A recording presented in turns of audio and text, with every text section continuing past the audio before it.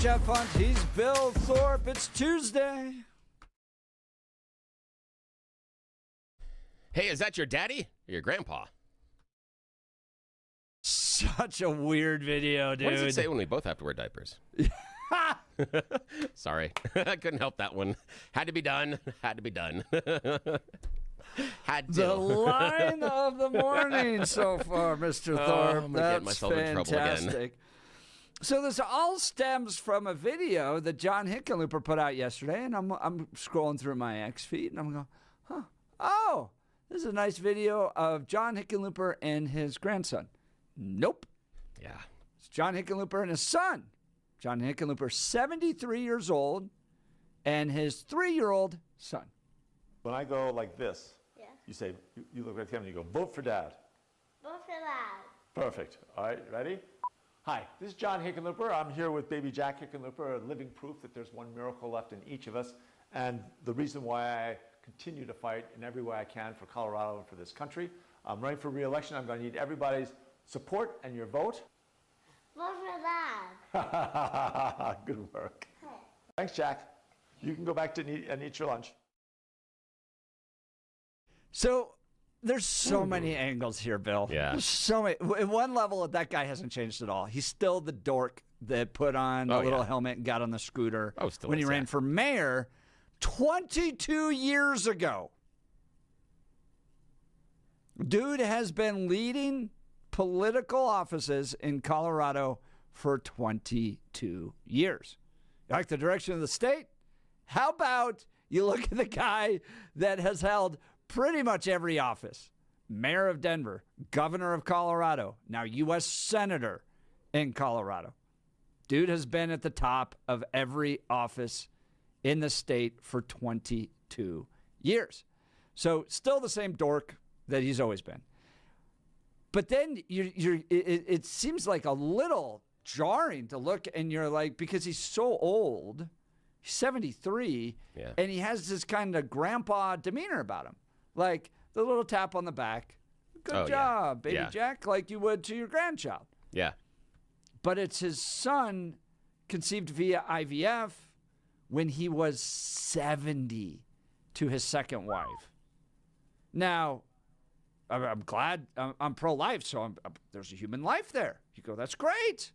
Human life. IVF, though, I have a raised eyebrow about IVF because oftentimes the procedure results in the destruction of embryos of children that have been fertilized. So it's an actual human life that just gets discarded, which I don't like.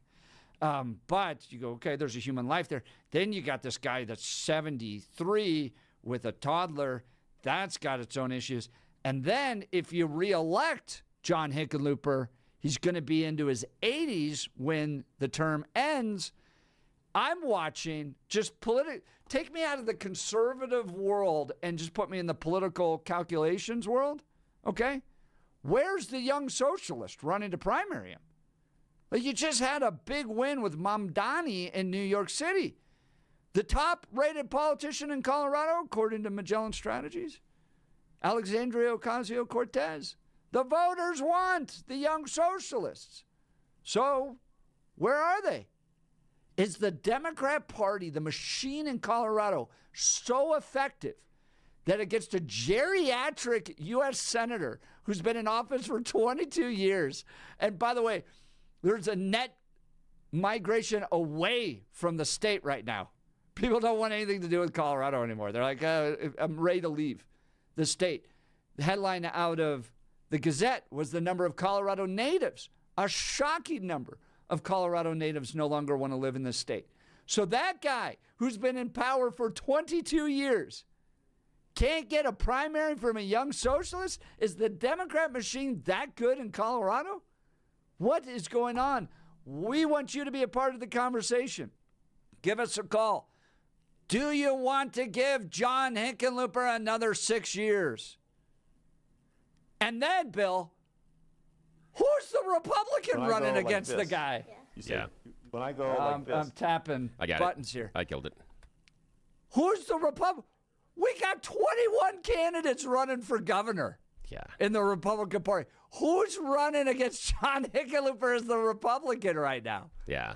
And is the Republican Party that weak? So is the Democrat Party so strong that the machine can fend off a socialist primary, and the Republican Party so weak they can't find anybody to run against the guy? Yeah. What?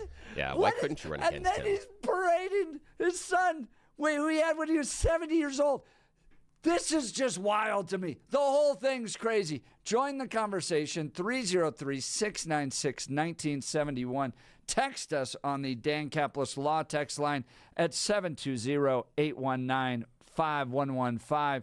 Jacqueline texted in, did Hickenlooper marry a much younger woman? Yes. Second wife is 30-plus years younger, I believe. 73, she's 44, so almost 30 years. Almost 30 years, 29 years younger. All right.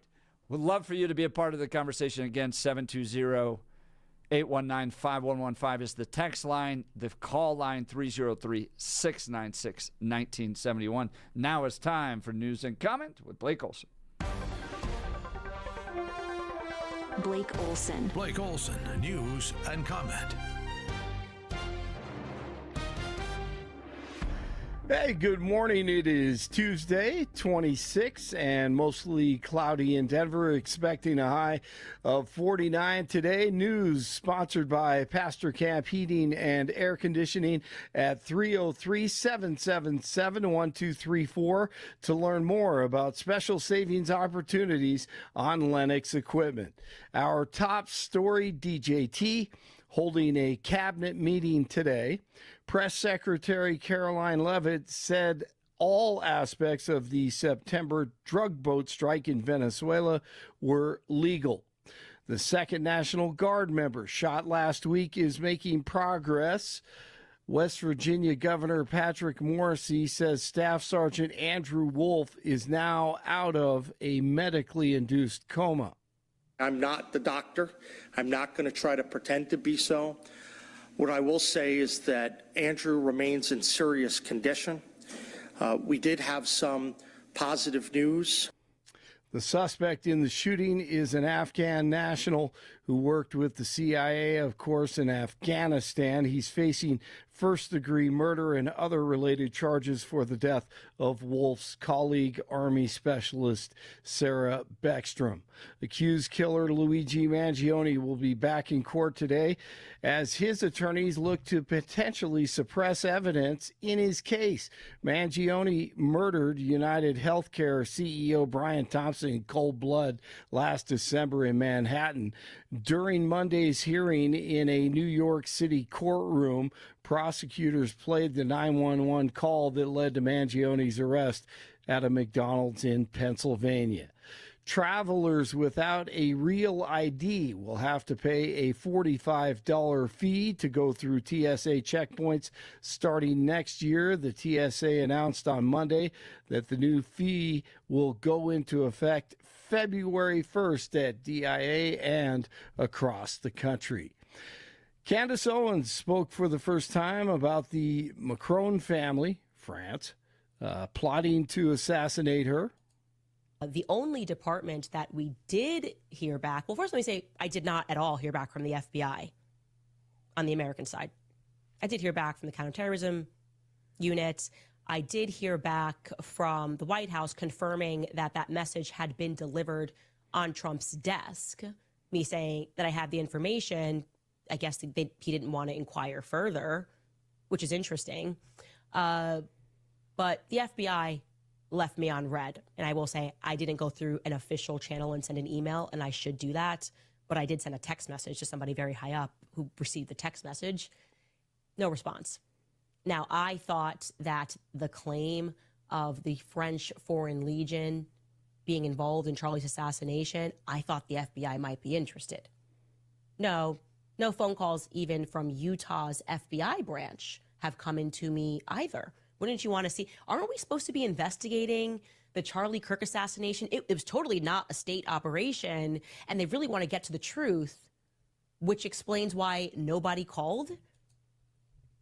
Day 2 today. All right, Blake. Okay. Trump or Candace? Which side are you on? Neither. I call him like I see him.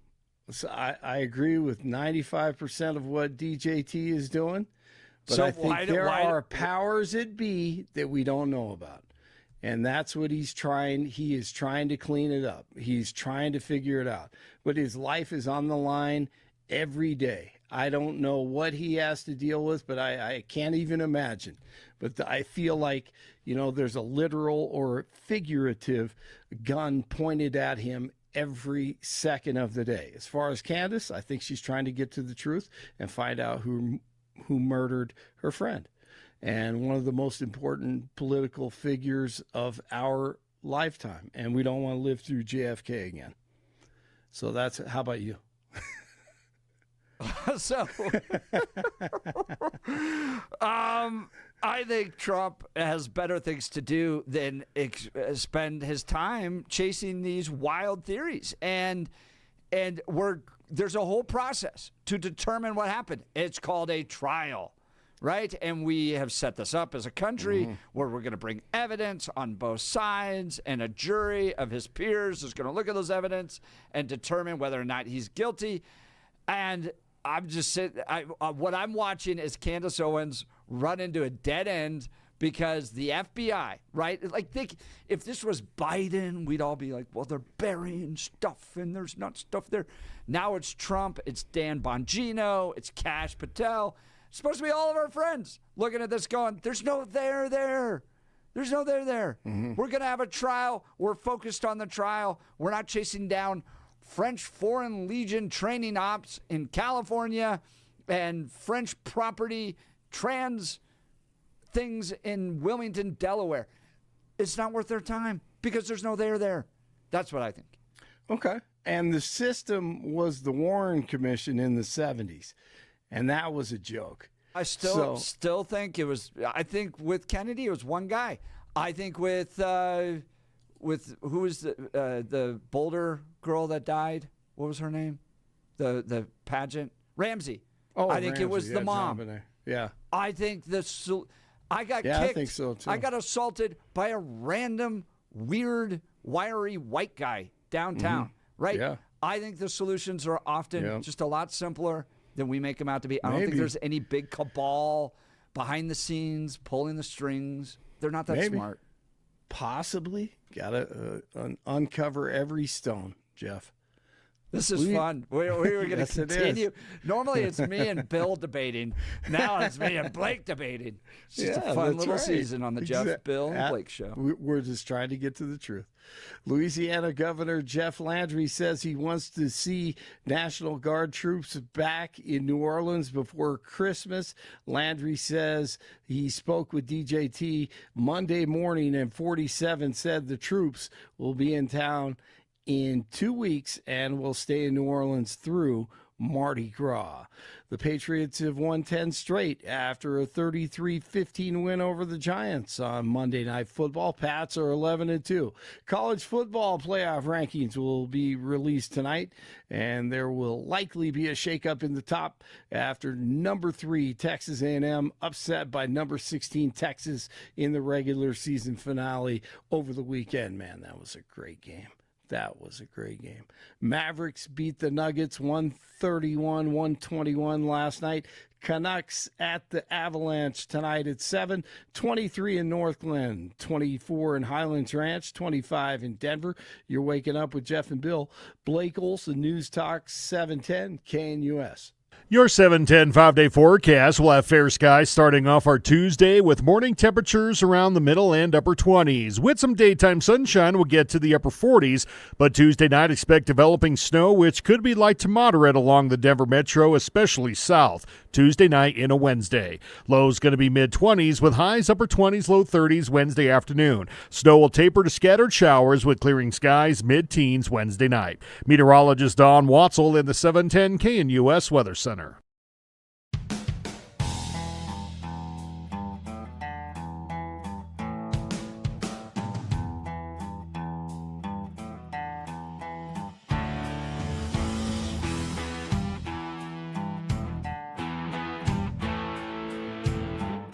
John Hickenlooper, currently 73 years old. He's running for re-election. It's kind of fascinating to me that he's never really held all that accountable, right? We could go back to the time when John Hickenlooper was the mayor of Denver, said, I'm going to end homelessness in 10 years. That was 2006. By 2016, we're at record homelessness. Homelessness is worse now than it's ever been. Just continues to get worse. We spend a lot of money, by the way, on it, and it doesn't solve it because the point is not to solve homelessness. It's to fund the jobs of the people who work in the homeless industrial complex, in my mind. But I digress. John Hickenlooper's been around for 23 years, Bill. Mayor of Denver, governor of Colorado. People polled, they don't like the direction of the state. But this guy, he's part of this, what I call the pale male stale formula of winning the state of Colorado. Michael Bennett, part of that as well. Jared Polis, Phil Weiser, Mike Johnston. They're all pale, male, and stale. And then the women that get elected are kind of stale too, like Jenna Griswold. So it seems like there's a formula. We're coming up on an election. Socialists are humming. I don't see much of a socialist challenge to John Hickenlooper. There's a few people on Ballotpedia I've never heard of. By the way, Karen Breslin is running against John Hickenlooper. Does that name ring a bell? No, doesn't for me. She lost to George Brockler in the Judicial District 23rd DA race. That's it. Okay, that's right out from. Okay. Yeah, I didn't. I didn't either. Her picture, I was like, that lady looks familiar. Oh, yeah, George Peter. Okay, yeah. So she's running, and then a handful of other people I've never heard of are running against John Hickenlooper. So he's got a little bit of a primary, but you're not seeing a big push from the socialists to get him out. So, Bill, help me understand what's going on in Colorado. Are we as socialists as I think we are? Because 30,000 people turned out for Bernie Sanders' rally. They all love AOC. And then they're going to hand John Hickenlooper another 6 years after 23 years of stale leadership. What is going on? Yeah, they are. Yeah, and because I don't believe that Colorado is as socialist as you do. But part of that might be some of our political perspectives. And what I mean by that is, and I'm not describing this behavior to you, but I'm just describing what the behavior is. There are many, many people, and oftentimes, maybe some listening in the Jeff and Bill audience right now, that look around and think, I'm a political moderate, because I see people on my left and I see people on my right, and there are people on both sides, and if there are, must mean I'm in the middle. I'm a moderate. No, not necessarily. It just has to do with your perception on things. So I can see why, from your political perception, that you view where Colorado's going as massively more socialist than I do. I can understand that perspective 110%. I don't see it as socialist as you are, and I don't think that the socialists are going to have a lot of really good, I would say, ability to unseat those standard Democrat candidates, because they would have to be able to explain why the Democrats aren't being able to do what you need them to, but you've been voting for them already. And so that's kind of the break that the Democrat socialists are going to need to find.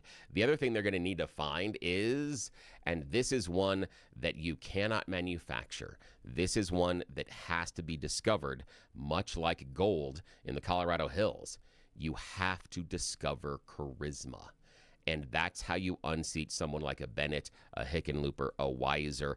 That's what you need. You need to provide that Mamdani, that AOC, that younger messaging that resonates. Now, it can't just be any younger person, and can't be a young person that is just super, super excited about things. That has to be, you have to look for someone that has that connection and that charisma. For another example of someone that wasn't running for office but had it, Charlie Kirk had charisma. There is something there that draws people, and that's, if the socialists want to make inroads on the Democrat Party in Colorado, for my opinion, they need to find the charisma. Just having the bona fides of being the Denver Socialists or the Colorado Socialist Party isn't going to do it, because I don't believe that the average Coloradan is going to jump on board. And you and I have talked about this, that we have an enormous swath of unaffiliateds, but we are an amoeba. We are not aligned politically. We don't have the same sets of values. We don't have the same sets of traits. And so it's hard to lump us into one group. But what we do know is that there's a large portion of those unaffiliateds that have left other political parties, that have abandoned where their homes were originally, so they are persuadable. And we've also seen the transition of Colorado from a red state into a blue state. So there are some people out there that are formerly red voters that have been voting blue that, again, could be persuadable. So that's why I push back on the idea that Colorado is so far left and socialist. But I do think that when you get, and you accurately, my friend, talk about this all the time, that when you get so much power consolidated into the hands of one party, they then do not face electoral consequences, so they can run really stupid bills. They can do really stupid things that maybe a lot of people in Colorado wouldn't actually agree with if they were given the chance to vote on them. But since the Democrats are in charge, they can do a lot of silly stuff. And the ones that I point at would be starting long-term programs with COVID funding that was a one-time delivery. I can't imagine that any Colorado voter would see on the ballot, we got this pile of money and we're going to create this long-term program and go, how do we fund this? But you understand the strategy. Oh, yeah, right? because once you create it, to take it away, Bill, you are the big bad wolf. Yes, exactly. I totally understand the strategy. Yeah, I understand the strategy, but the voters wouldn't have approved some of those things. Oh, and so that's it. Right. Yeah. And so that's the idea, is I think there's a little more balance than what we see. This is something, I don't know if I'm comfortable doing this one. Okay, I've got to do this. This is personal, and every single person that is listening to the Jeff and Bill show, feel free to openly judge me and mock me because of this. But I have a difficulty with very, very, very older parents that are up there in age. I have a difficulty with that. And again, I understand that it is a personal bias, and where it comes from is my childhood. I had classmates that had much older parents, and I saw the difference in the interaction that I had with my parents and the interactions they had with their parents. I remember specifically 2 different kids growing up, and how I feel for the kids, because this is, first one was middle school time. And, it's an activity where I think it's one of the, either talent shows or maybe it's the Christmas pageant where everybody's parents show up, and you run over to the parents afterwards, and this student kept getting asked, are those your grandparents? No, those were parents. Yeah. And little caffeine. Need the caffeine this morning. Those were her parents. And I could see that it was uncomfortable for her to be in that situation where her parents looked different than everybody else's. And it didn't have to do with ethnicity. It didn't have to do with religion. It had to do with physicality and what they had the ability to do. And I also remember going through high school with a friend that had some much, much older parents. And you know what he didn't have? He didn't have the same memories of goofing around with mom and dad, especially dad. The idea of wrestling. The idea of all of those things. They didn't have that experience. They didn't have dad playing soft tackle football with them when they were 7 in the backyard. They didn't have dad pretend wrestling with them on the bed when they weren't supposed to, and mom yelling upstairs, knock it off, you're going to hurt somebody. They didn't have those experiences. And I felt, and again, I can be completely and totally wrong, but this was just where I was as a child, and I felt that they were missing out on something that I felt was really important to me. So it is completely and totally selfish and is completely and totally biased. But I have a heart for the kids that have older parents because I feel they're missing out on something. So there's a lot of angles to this. We're talking John Hickenlooper, 73. He's in a video with his son, not his grandson, his son, who's 3. Listen to this. When I go like this, you say, you look at him and you go, vote for dad. Vote for dad. Perfect. All right, ready? Hi, this is John Hickenlooper. I'm here with baby Jack Hickenlooper, living proof that there's one miracle left in each of us. And the reason why I continue to fight in every way I can for Colorado and for this country. I'm running for re-election. I'm going to need everybody's support and your vote. Vote for dad. Good work. Thanks, Jack. You can go back to eat your lunch. So John Hickenlooper does this campaign video with his son, and when you scroll by it, you initially look at it and go, oh, it's John and his grandson, right? There would be no problem. I mean, every politician does videos like that, but you're like, wow, whoa, hold on. It's a son. So they had this beautiful little boy when he was 70 via IVF, okay? And there's so many angles here, right? So one, how old is too old? Because there are those surprises that come to a lot of families, right? Yes. You're a little older. Kids are now about to leave the house, and lo and behold, the Lord blesses you with another child. Wow. All right. That's great. Clearly, we wouldn't ever want to abort that. That's not right. But in this case, John goes via the IVF route. So this is purposeful, right? Is it too old? Is John Hickenlooper too old at 70 to be having a child via IVF with his now second wife? And when you're having a kid at 70, to Bill's point, are you cutting them out of opportunities they may have with a younger father? My personal philosophy is have children once you get married, and get married young, right? I do not believe in the go out there and try lots. I don't think that's right. I think the Bible's very clear in this, that you leave your parents, you go cleave to a spouse, you build a new family, and you have kids young. I think you should have kids young. We had our kids around 26, 27 years old, and it was great. I don't think you're ever going to be financially secure enough to feel comfortable having kids. You just got to jump. And the Lord will provide, and have lots of kids, have as many as you can. They're wonderful blessings from the Lord to have.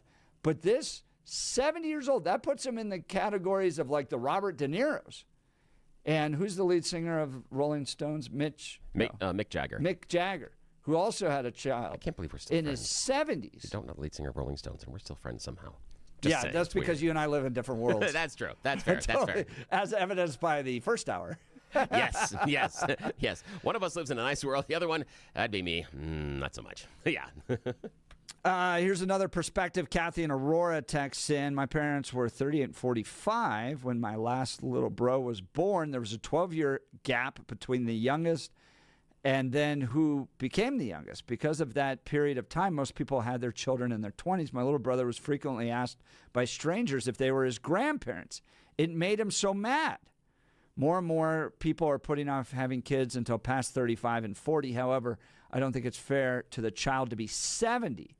You're likely not to live past the child being 20, if not younger. Ooh, that's a good point. That's the part. Losing your father or your mother, depending on who's. Yeah, the part that is difficult for me, and I'm glad that Kathy and Aurora, I appreciate you sharing that, and I'm glad that she went there, because part of that made it difficult for me seeing my classmates have older parents is in the back of my mind. I'm thinking that by the time about that you're graduating high school, they're probably getting ready for nursing homes. And that is just in my mind, that is a tremendous burden to place on a child at that age. It's a tremendous stage of life to have mom or dad or both transition into. There's a whole lot of other care. There's a lot of other responsibilities. And as both you and I, Jeff, are finding out, there are a whole lot of financial implications as well, as far as when mom, dad, or both need to make that type of a transition.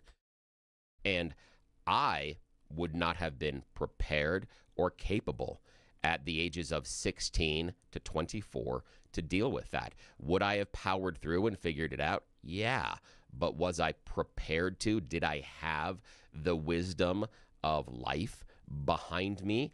And did I also have, and this is the one that I think is most important and has really helped me navigate my parents' retirement, did I have an adult relationship with them?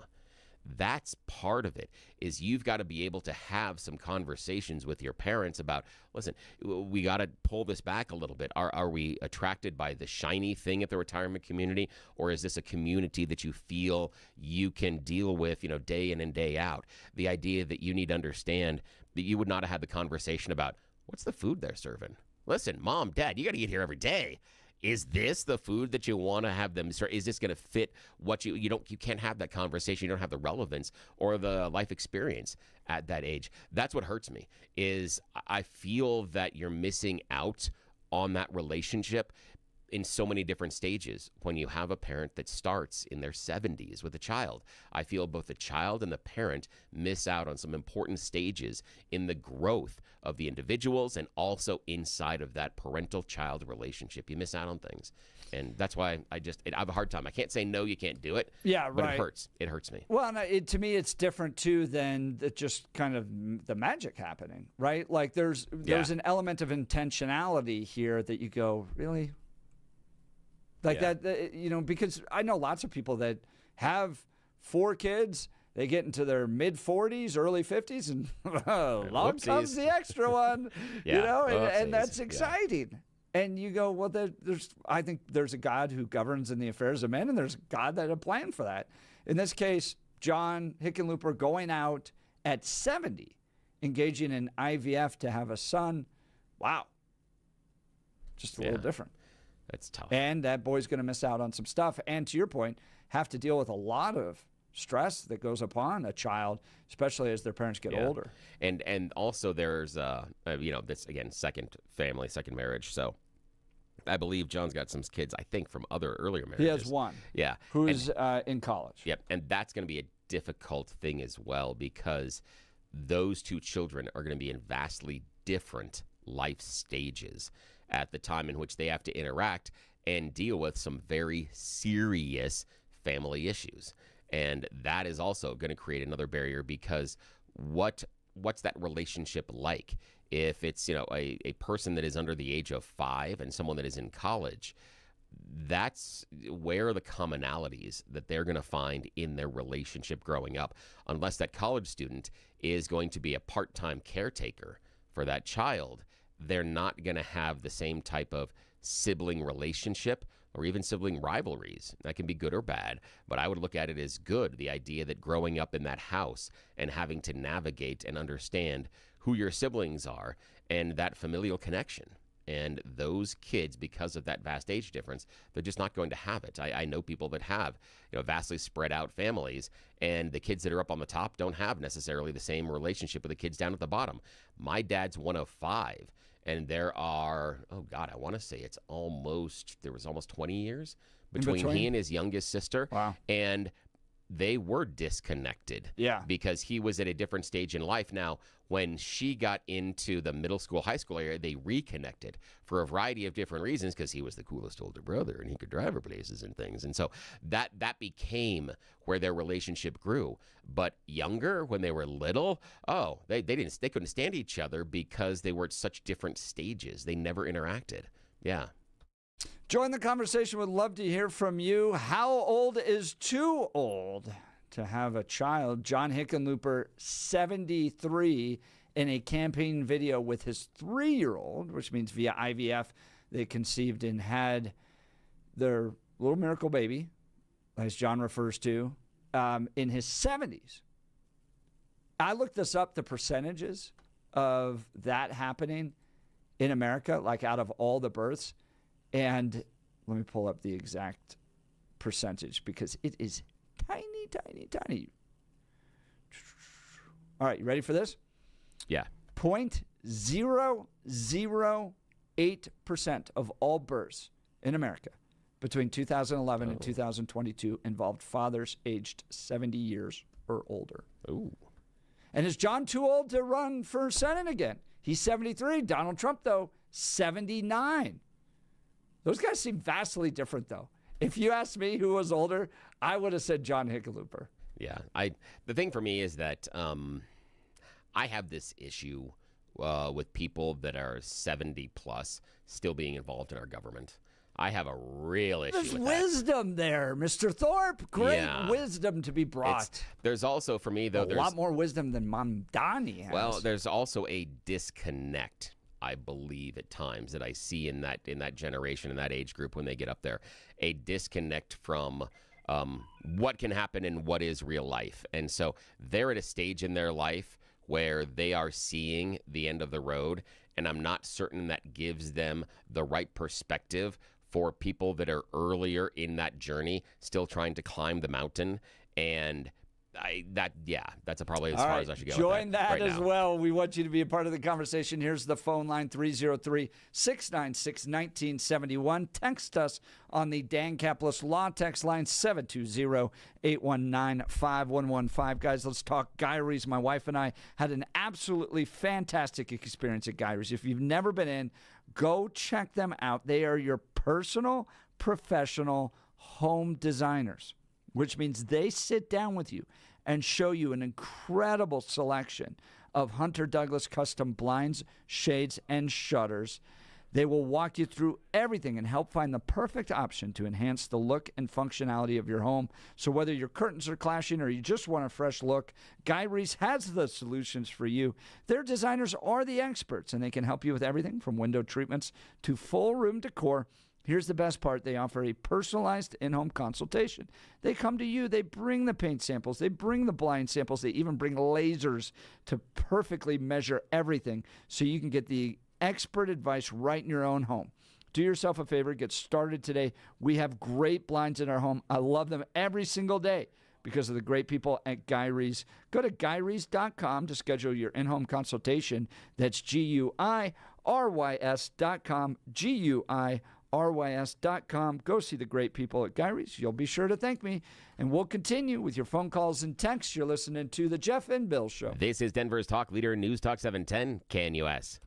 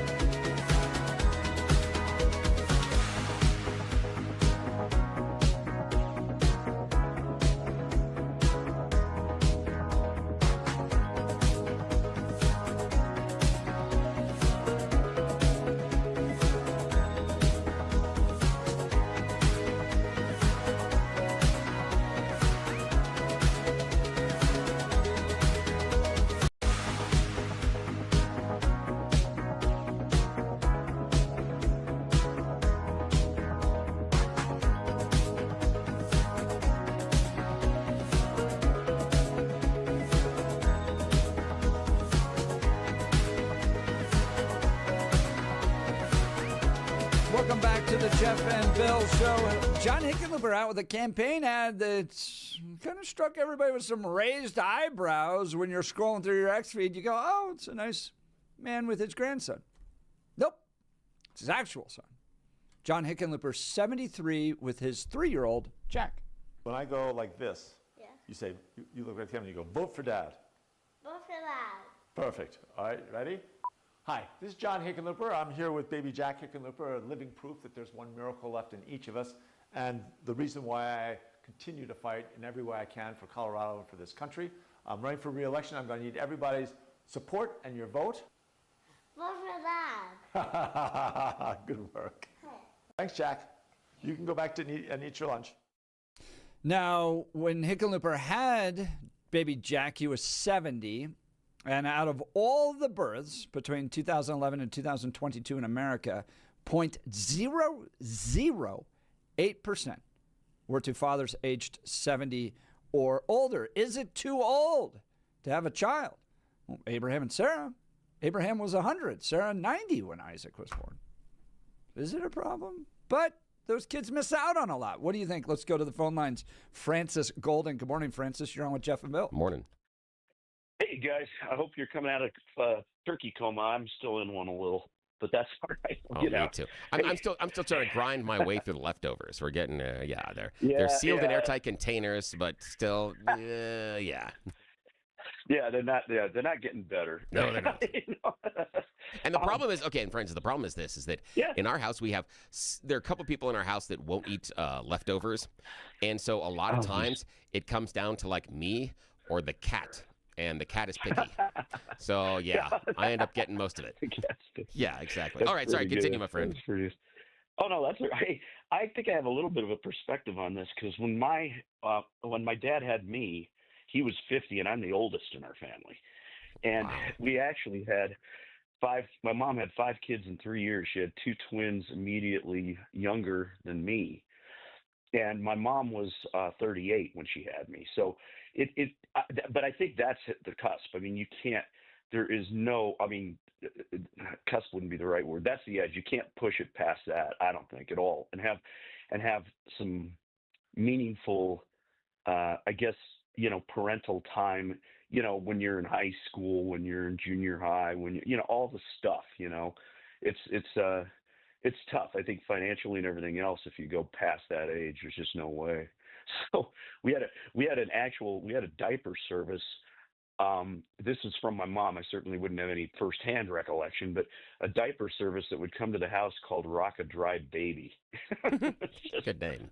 It was a good name. But, back in the day when you had diaper service, this wasn't like just disposables. Oh, yeah. So anyway. I remember washing out those reusables. Oh, yeah, that was fun. Francis, go ahead. Yeah. Oh, no, both my parents lived to, a decent old age, and they had a very full life. The thing is, both my dad and mom pretty much worked till, they were 80. I mean, and it was mostly out of desire, not really financial need as much. I mean, but it was something that they just they weren't people who did work. Let's put it that way. They always worked, it was just the way things are. So, and they had jobs that they could perform into, an older age. And so now, Francis, I got a question. What were some of the things that you struggled with having an older parent? Were there times in which you saw or heard about your classmates or friends doing things with their parents that your parents couldn't? And was there ever a case where it was reversed? And again, I'm being facetious, but maybe the idea is, Dad said we could go to the movies because he gets a senior discount. Okay, I'm being facetious, but still. Yeah. Well, really, it was kind of like my dad didn't go to many of my sporting events or my sisters or my brothers or things like that, but he would go to a lot of them. And it was just, mostly just because he was pooped, after.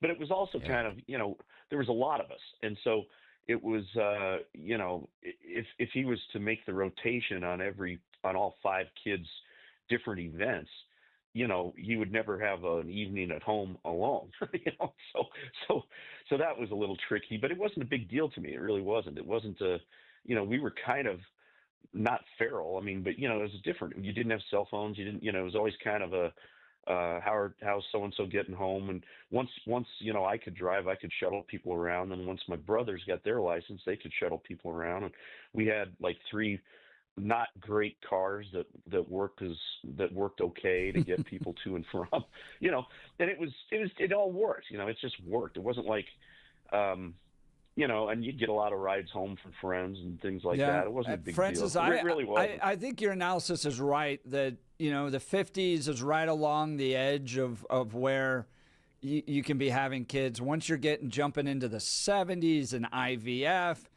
those kids are missing out on some stuff, and they're having to deal with a lot. But, Francis, sure appreciate the life perspective. Thanks, Francis. Thank you for joining us. Francis's line will be open, 303-696-1971.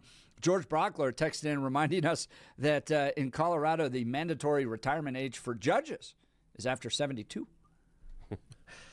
And John Hickenlooper, 73, running for a whole nother term. Is he too old? So at one point, we decided that at 72 for judges, it's time to, enjoy the end cycle of the life and go out to pasture and you enjoy retirement and maybe years. You shouldn't be making decisions about people's individual lives, but if you're 73 as a senator, you can make decisions about the entire state. Yeah, of course. And the country. That's right. That's right. All right, let's talk about your hair, gentlemen. If you're losing it, desire to have it back, then Advanced Hair Restoration has the easiest guaranteed solution.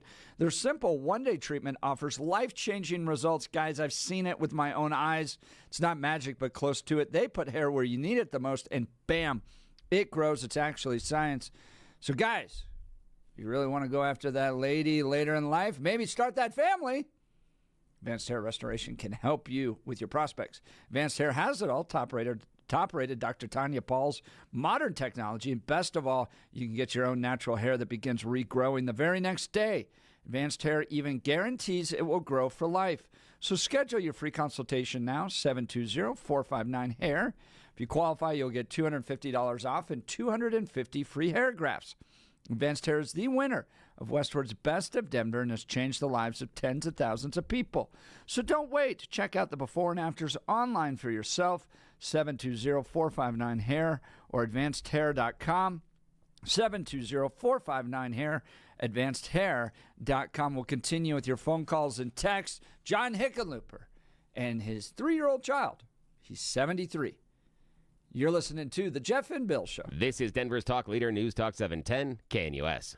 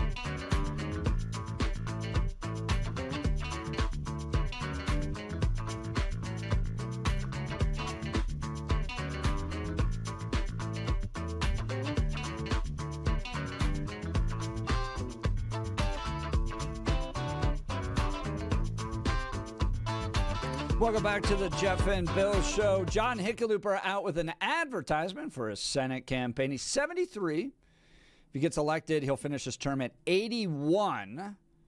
We're talking whether or not John Hickenlooper's been a good force for the state of Colorado and if he deserves to be reelected. He seems to be in this kind of protected bubble that Diana DeGette's in, and he's just going to chug along. But what was shocking about this ad was you see him with this young boy and you think initially, oh, it's John and his grandson.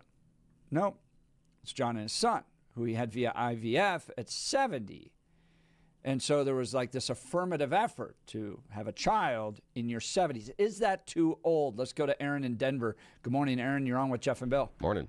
Well, no, apparently not. It's not too old. I mean, you guys brought up Mick Jagger, and I think, was it Robert De Niro? De Niro, 79, had a child. Yeah, well, like I said, apparently not. And the thing is, when it comes to Hickenlooper didn't even want the Senate seat. He didn't even want that. He didn't even want the gig, but he took it because it was just an opportunity to collect a paycheck from the working stiff suckers of Colorado that put him in there. So, you know, the way I look at it, in me, I'm from a family of a single parent.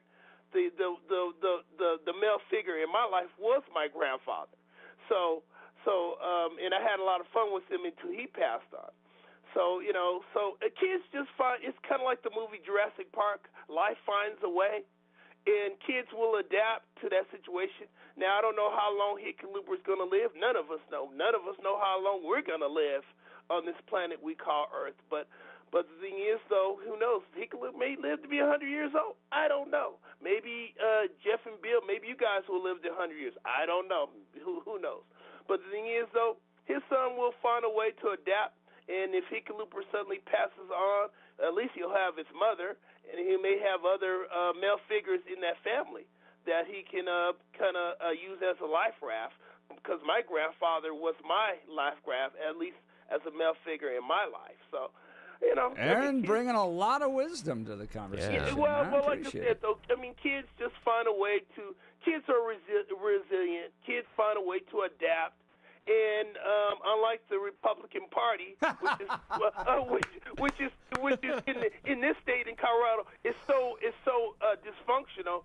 And we got to get to a break, Aaron. Perfect Aaron, call. Perfect. Thanks, so man. much fun. You're listening to the Jeff and Bill Show. Hey, Jacqueline, you're up next. We'll be right back. This is KNUS.